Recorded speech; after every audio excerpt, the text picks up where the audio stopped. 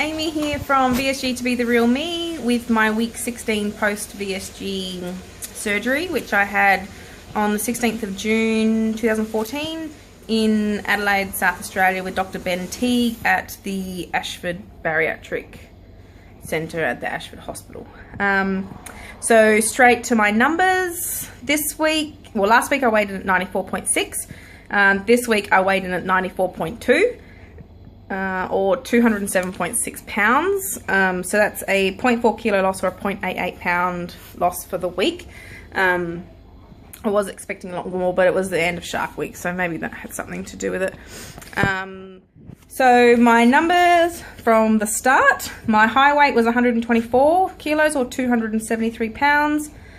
And since then I've lost 29.8 kilos to be 200 grams away from 30 kilos. Sucks. That's just a poo right there. And anyway, or 65.6 pounds. And since surgery of being 114.2 or 256 pounds, I've lost 22.2 or 48.9 pounds since surgery. So in 4 months, that's ridiculous. Absolutely insane. It just blows my mind. But anyway, so today is Tuesday. Friday we have Wonder Sleeves, which I am super excited about. I fly out of here on Thursday with my husband. My daughter is staying with my sister for the very long weekend, so that'll be fun for her to deal with 3 kids and all fighting and carrying on. At least one of them goes to school for Thursday, Friday, Monday, so she'll just have the 2 of them. So the flight on Thursday will be my second flight since surgery. My first flight was 8 days post-op when I flew home, from like after my 1 week checkup, and I flew out the next day. And that was like, the seatbelt was still really tight on my hips, and like I used to put it like under my tummy, but it just about broke my damn hips. So it was always really tight, but I didn't ever ask for an extension because I could still get the seatbelt on. It was just a little bit tight, which is really strange to me, considering my last lot of flights to the States. Like I used the extension on the Qantas flight over to the States and back, just because it's a lot more comfortable, especially, you know, that long of a way on one seatbelt. Sucks.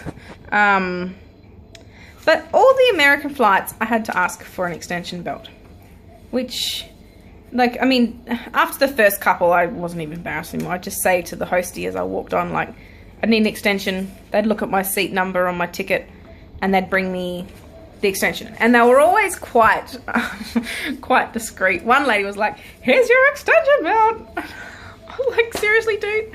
Is that really necessary? You want to just, you know, announce it over the PA that I need one, for Christ's sake? But anyway, most of them would just kind of like, you know, slide it in next to you as you were sitting there. So they always oh, that stupid cow. And which I found really strange, that, I mean, America's meant to be what, the biggest country, like have the biggest people in the world, which Australia's not far behind, but to need extensions and stuff I found a little strange. Like every flight, and we did a hell of a lot of flights this last trip. Anyway, I wanted to bring up the mindfuck that everyone talks about. I haven't dealt with it, and I don't know if that's only because I'm 4 weeks out, or it's because I've done it all before. So in 2009, I did Cohen's and lost, I think it was like 25 kilos, and it got me down to like 74 kilos. So I don't know if it's because of that, where I did that whole weight loss thing and, you know, learnt that life is very different very quickly. But mind you, I was single then and being a bit of a tart, but that's okay. Whereas now I'm married, I'm a mum, you know, I've got a 3-year-old that I need to be an example for. So I don't know if that plays a part in it. I don't know if it's just because I'm not a very emotional person. I don't cry very easily. I might cry when I meet little Aussie Mel, but that's okay. That's just because we've built such a good friendship. or if it's because my mind's already so busy. Like I think a lot. A lot of the time it's about my brother from when he died, and you know, it still plays in my mind, and February will be 2 years since he died. But because of the way it was, I think, which he committed suicide, he hung himself at the age of 30. So to have to deal with that and try and understand it and that sort of thing, I think that's where most of my mind is a lot of the time. Or, you know, I'm home with a child all day, so I've got to deal with her. My sister's getting married soon, so I'm helping with that. I don't know if like all of that other stuff just takes over what everyone else seems to be feeling that I feel I should feel, but I don't. I don't know. Maybe I just don't acknowledge it. I have no idea, but I don't seem to deal with it. I don't have the ups and downs that a lot of people talk about. I'm just not a sad person. I don't know if that sounds really strange, but maybe it's because I've had to be so sad in the past. I've just run out of sadness. I don't know. I also figure that my life's nothing to be sad about. Like, I mean, compared to my brother, my life is, you know, fucking fairy floss and unicorns, for Christ's sake, compared to what he was dealing with. So I feel I have nothing to whinge about. I have nothing to be sad about. I mean, I know everyone's life is different, but I don't know. I just don't feel it. And it's a bit strange to me that I don't. But I don't know, maybe it'll catch up with me and hit me like a fucking, I don't know, like a truck. But for now, it's really just not there. So I'm not totally understanding that, but anyway, I wanted to mention, I'll pick up my thing that I dropped because I have my stuff written down because my memory sucks. Goals. I wanted to mention goals. I personally don't make goals. I've never really made goals because I cannot stand the thought of being a failure or other people seeing me as a failure. On my personal page, I haven't mentioned anywhere that I'm losing weight. I mean, some people will put it on a photo like, wow, you've lost a lot of weight. And we're like, yeah, because I'm eating less and moving more. You know, people that don't really give a shit and don't need to know what I'm actually doing. But I don't advertise anything because I don't want to fail. And I guess that's just me, I don't know. But I also figure things will happen when they happen. You can't control anything, which I have found out very fucking quickly in the last couple of years, that, you know, shit's gonna happen, you deal with it when it does. Like a 400 gram loss for the week, who gives a shit? It's still a loss. Even if it's a gain, I'm gonna lose next week, so I don't know if that's a bad mentality to have or if it's a good one. I've learnt to let go a lot of holding on to stuff that I can't do anything about. There's no point in messing with my mind because of something out of my control. It's the same with my brother. I think about it. I think about him and what he was going through and that sort of thing. But there's nothing I can do about it, so I don't sit there and cry about it all day. And I don't do any of that because I don't want to waste my life because something else has ended. You know what I mean? I know that sounds so fucking harsh, but it's the only way I've gotten through the last almost 2 years. So, I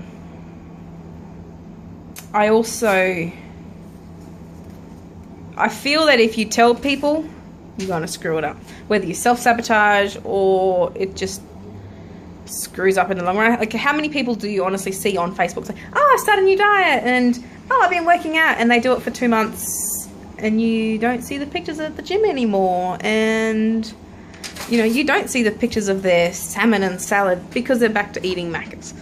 Like, I don't know how to explain it, but I just don't do it because I don't want to fail. Basically, I don't like failing. I don't like being a failure. So if I don't tell anyone I'm doing it, then it's only to me. Does that make sense? I feel like I'm not making a lot of sense, but I know exactly what I'm talking about because lucky someone does. Fucking retard. Ah, shit. Also, for Wonder Sleeves, I've got my dress and all that sort of stuff organised. I started putting stuff away today that I'm going to be taking just to get a bit of a head start, especially when I got to pack Amani's stuff as well to go to her auntie. I did... Oh, well, we'll go back. Let's backtrack like 20 steps. My 400 gram loss has changed, or has actually resulted in like a pant size down.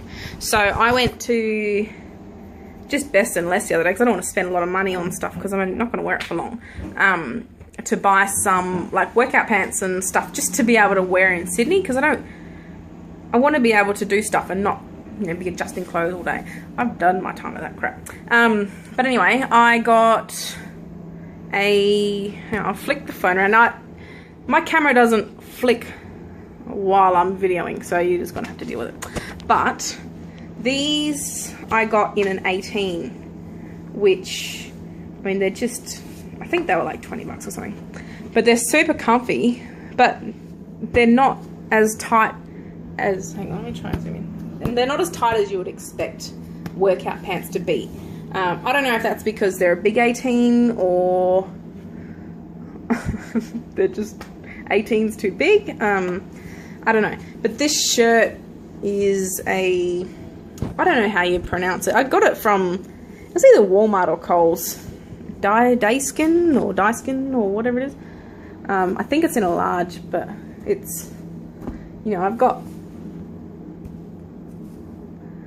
plenty of room in it. So basically this is what I'll be wearing in Sydney through the days. Oh, just Adidas Cool Max or whatever they're called. I'll be wearing this sort of stuff while I'm out and about looking around and doing whatever. I wouldn't wear it to dinner or something.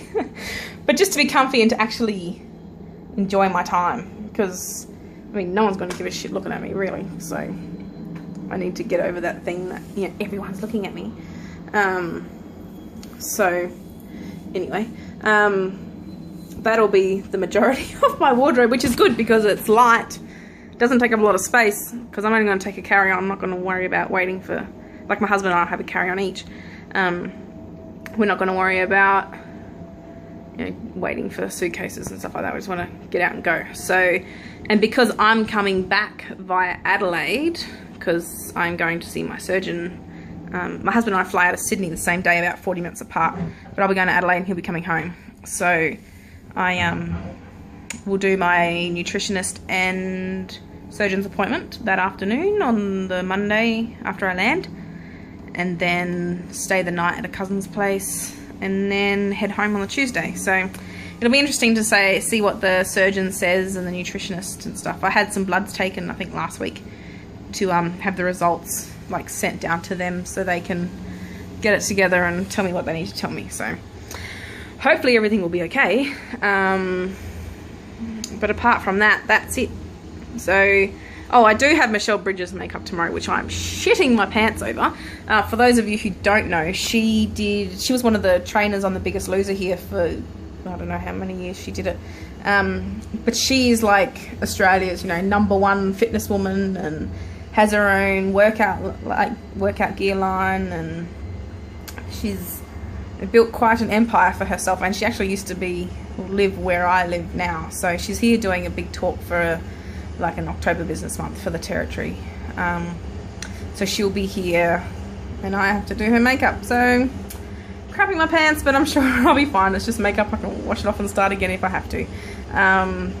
So that'll be good. But that's it for this week.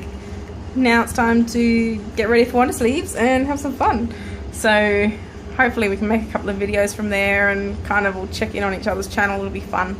Can't wait to meet everyone. The whole YouTube world of, you know, meeting people and not actually meeting them is really bizarre for me, but you know, we all get to meet, so it'll be cool. So that's it from me this week. Thanks for watching. Thanks for subscribing, and I will see you all after an epic weekend. Bye guys.